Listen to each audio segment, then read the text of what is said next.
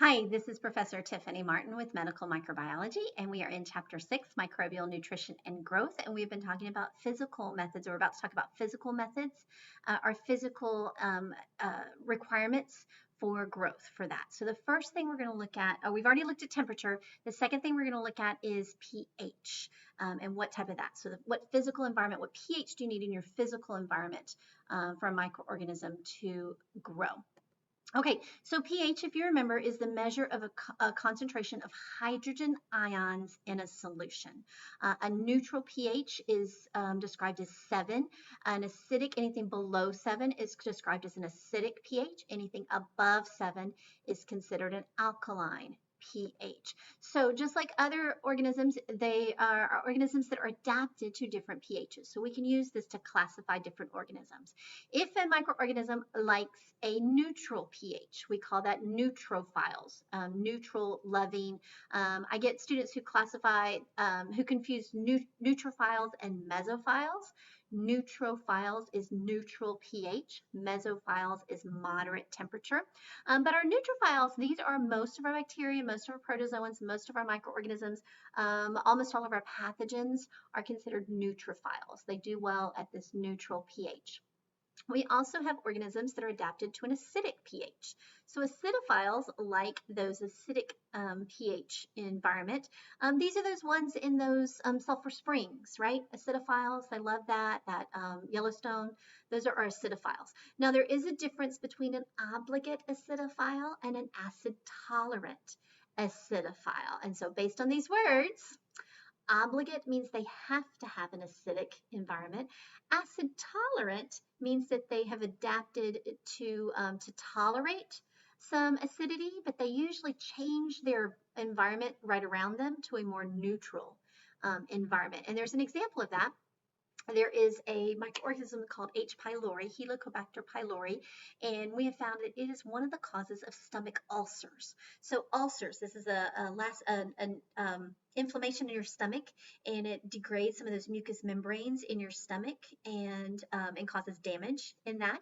Now we know the pH of our stomach is very acidic. It's about pH 2, and it's useful and it's necessary because that's where we break down our food, right? Take that and the acids in the stomach help to break down the food. So acidic pH is great. The cells that line our stomach, the mucous membranes that line the stomach, are adapted to that, and they have special things that help them tolerate that acid in the stomach. But when you get a microorganism, Helicobacter pylori, that stays in the stomach, it can break down the mucus lining, and then your acids from your stomach can leak into surrounding tissues, and this can cause pain, and that's where you get that stomach ulcers. Now, most microorganisms can't tolerate that acidity. Most microorganisms may have adaptations that help them get through the stomach. You eat them, and then they get through the stomach as fast as they can, and they colonize our intestines. We have lots of good microorganisms living in our intestines, but most microorganisms can't handle the acidity of the stomach. This is one that can. So it's acid tolerant, and it does it by producing alkaline end products. It has some metabolic pathways, produces alkaline end products. Those alkaline end products neutralize the stomach acid, and they get pockets where it's a more neutral pH, and they can continue to grow. Their food source is the lining, the cells in your stomach, and they cause damage to that, and that's where you get that leaking of acid into surrounding tissues, and you get a stomach ulcer. So we have found that we can help people with ulcers by giving them antibiotics. If we kill the microorganism, then we can cure the infection. Now, a lot of times these ulcers were treated with antacids, Tums, Rolaids, where you take that. Well, that is an antacid. It neutralizes the acid in your stomach. So it's a very basic alkaline medicine. You take it, it neutralizes the stomach acid, and that'll give you some relief because the fluids that leak into those tissues from the ulcer are not acidic anymore. Problem with those antacids is that your stomach doesn't want to stay at a neutral pH. Your stomach can monitor that, and when the pH in the stomach rises, becomes more neutral, that triggers a series of reactions that pump acids back into your stomach. Again, your stomach is supposed to be acidic. So you take your Tums or Rolaids, you neutralize the acid, you get a little bit of relief of symptoms, but then the stomach pumps more acid in, makes more acid, pumps more in. You get symptoms again, you pop a Tum or a Rolaid, and it becomes a cycle from that. And that's not very good. But now that we know a microorganism can cause some of these ulcers, if you are positive for that microorganism, they can give you an antibiotic. They can give you some drugs to help that. We actually have some better drugs on the market now that are proton pump inhibitors. They inhibit that pumping of the acid. These are the newer drugs like Pepcid AC. There's another one that I can't. Omeprazole is one of the ingredients in a lot of them. But anyway, there are those newer generations that will stop your stomach from pumping in those acids, and so you get some relief. They're made to be used short term in conjunction with an antibiotic to get rid of the source of the problem, which is microorganisms growing. Now, that's not the only reason you get ulcers. Some ulcers can be caused by medications or other reasons, but this was a big deal when we learned what was going on, and it helps us to be able to treat our patients better from that. Okay, so that's an example of a acid tolerant microorganism. All right, let's keep going. So if we have acidophiles, we also have alkalinophiles. A lot of soil is alkaline. We have bacteria that grows there. The upper part of our intestine is usually a little bit alkaline. The intestine neutralizes the stomach acid, goes a little bit overboard. It usually is a little bit basic there. One bacteria, Vibrio cholera, and this is the pathogen that is responsible for the disease cholera. We talked about that with John Snow and causing the diarrhea. This is one that grows very well in our intestine, and you can see that. All right, let me tell you also about microorganisms in that we talked about the Helicobacter, the H. pylori was changing, it's altering its environment. It was producing alkaline end products that neutralized the acids in the stomach and gave more of a neutral pH. If a microorganism is undergoing fermentation and produces acidic end products, they can actually produce so much acid that it inhibits further growth of microorganisms. An example of this is cheese. So cheeses, if you have, which one can stay on your counter longer, cheese or milk? Milk is something we can add bacteria to it to produce cheese.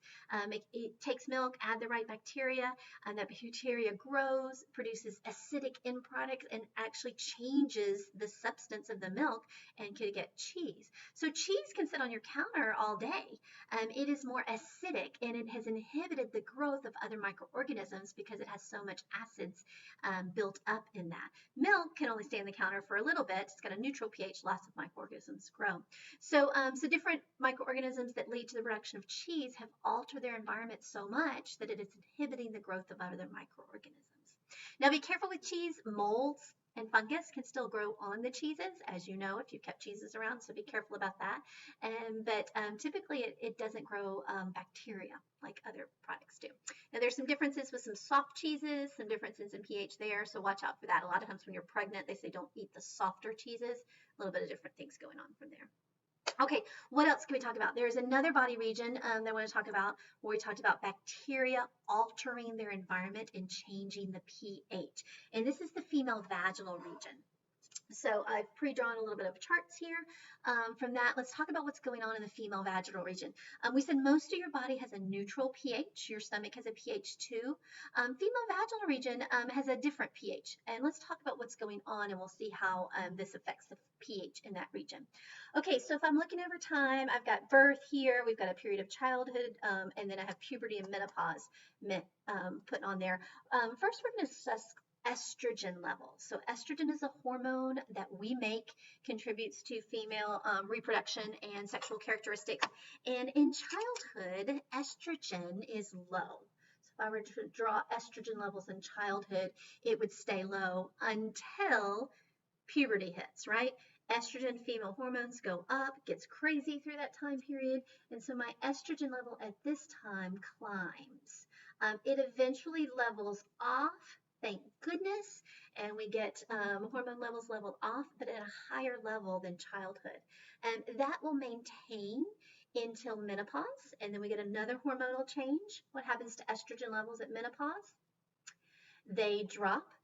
They do also eventually level off, thank goodness, because that's another hormonal time period going on there due to those changes in hormones and what's going on. But they do level off, not as low as they were in childhood, but much lower than they were in adulthood. So female vaginal region, estrogen production, estrogen levels in this region over time, and you can see how that climbs and then falls back due to different time periods. All right, so female vaginal region is open to the outside. We have, just like in our gut, we have good bacteria living and colonized in that region, and that's okay. We can get pathogens in that region that can cause a disease, but we have a lot of bacteria that are fine, don't cause us any problems. One of those that we find in that area is bacteria called lactobacillus. Lactobacillus is a bacteria, undergoes fermentation pathways, produces acidic end products, and we saw that lactobacillus is also the bacteria responsible for yogurt. You put lactobacillus in milk, you don't get cheese, you get yogurt. So those active yogurt cultures, that's the bacteria responsible for this. So this is lactobacillus. Lactobacillus can use estrogen as a nutrient source. So in this female vaginal region, lactobacillus is present, but when the estrogen is low, the levels of lactobacillus is also low. When estrogen climbs, what do you predict happens to the population of lactobacillus, the numbers of lactobacillus present? As a response to more food, lactobacillus also increases. So that level goes up and then levels out at this level, the amount of lactobacillus that this level of estrogen can maintain. So we get a lot more lactobacillus in this region. Menopause, again, because estrogen has disappeared, the lactobacillus levels will fall off. And there's not as much food available, so more lactobacillus dies and cannot get enough food, and then they level off as well. All right, can you so understand the relationship between estrogen and lactobacillus? Lactobacillus is a microorganism. Estrogen is a hormone we produce. Lactobacillus can use estrogen for nutrients, and so therefore the amount of lactobacillus present is a result of the estrogen levels at that time period. Okay, so let's talk about pH. Lactobacillus produces acidic end products. Now, in childhood, pH is neutral. There's not enough lactobacillus and not enough acidic end products to make a big difference, and the pH is usually around neutral in the female vaginal region. But as we get more lactobacillus, as it's making more acidic end products, what do you think the pH does? Because of that extra acid, the pH in an adult female in the vaginal region is about pH 4. So not as acidic as the stomach, but much more acidic than most of the rest of our body. In menopause, levels decrease, pH climbs again, not as close to neutral as it was before, but about pH 6. So we can see how the lactobacillus is altering its environment based on the amount of acidic end products it's doing. Okay, so what does that all mean? What do we care? What's going on here? So we said that lactobacillus isn't harmful, it's not a pathogen for us, doesn't cause us a disease. But can it help us? During this time period of adulthood, we have an acidic region going on here. What's going on in adulthood that is not going on in this region in childhood? Sexual activity. When a woman hits adulthood, sexual activity comes, she is more susceptible to the introduction of foreign microorganisms due to sexual activity. The more partners, the more susceptible she is to foreign microorganisms and that introduction of new microorganisms. Everybody's microorganisms are a little different as you get exposed to different types. So having a pH 4 in this region is some natural protection for women during this period of sexual activity. So that is a good thing. It actually helps us out by doing this, making those acidic end products and changing the pH in that region. That's why they tell you not to do those douching and those types of things. Those alter the pH. It's better to go with those natural things. We already have some protection from that. So pH 4 is good. Now, do remember that there are pathogens, there are bacteria that have adaptations that can overcome this and live in this acidic region. Gonorrhea, syphilis, other types of sexually transmitted infections. So your take-home message is don't use a condom because I have some natural protection. We're not. That's not the take-home message here, because there are pathogens that can overcome this. But this pH of 4 is a help. That's also the reason why they tell you to urinate after sex. Rinses out all of that microorganisms, flushes out all those microorganisms that were newly introduced. So that all helps. Another thing, childhood, you do not get that natural protection. Childhood is a period where children are very susceptible to sexually transmitted infections. So in fact, if there are children that are getting recurrent urinary tract infections or other things going on, that could be a red flag for sexual abuse. Not always. Now, there are UTIs that are caused by other regions, but that is one of the things that a doctor will investigate if you have this, because they don't have this much protection. They're a lot more susceptible to a lot of different sexually transmitted diseases. So if there is sexual activity going on in this time period. Okay, so let's talk about grandma. What's going on here? Okay, so grandma, well, a couple of years ago, decades ago, Little Blue Pill came on the market. They advertised during Super Bowls. Viagra came on the market. Viagra was developed as a heart drug. One of the side effects was increased blood flow to certain areas of the body. And so men were able to maintain erections for a longer period of time. So this has allowed sexual activity to occur later in life than it had previously due to some medical interventions. So we have a lot more of increase in sexual activity in men in this time period in life. So the women have responded, and they are more sexually active. Again, we're living longer lives, and so they are more sexually active in this time period than they were before. But there are changes in the vaginal region, and this can be a problem. They are more susceptible to sexually transmitted infections because they do not have this protection that they did before. Another thing is they're not worried about pregnancy. So condom use in this time period of life is lower than it was before. They may also not have the education, or maybe embarrassed. They may have had long-term monogamous partners and then found themselves in a stage of life or something different was going on. So this is different as well. So the fastest growing age group of sexually transmitted infections is, as you would expect, right here. But the teenagers and the young adults here, the second largest group of newly diagnosed sexually transmitted infections, this area. This is just something to be aware of as a medical professional. Usually when someone comes into the men and women come into the doctors, you're a lot more concerned with diabetes and high blood pressure and those types of issues. So sometimes the patients are embarrassed and won't bring it up. But sexual education in this and how to protect yourself against sexually transmitted infections in this age group is also very important from that. Okay, so a little bit of take home. We talked about grandma, something you'll probably remember, but definitely the relationship between lactobacillus and pH and estrogen levels and how all this interacts and how a microorganism can change and alter its environment. Okay, so that's it for pH. We will pick up in the next video. Thanks, guys.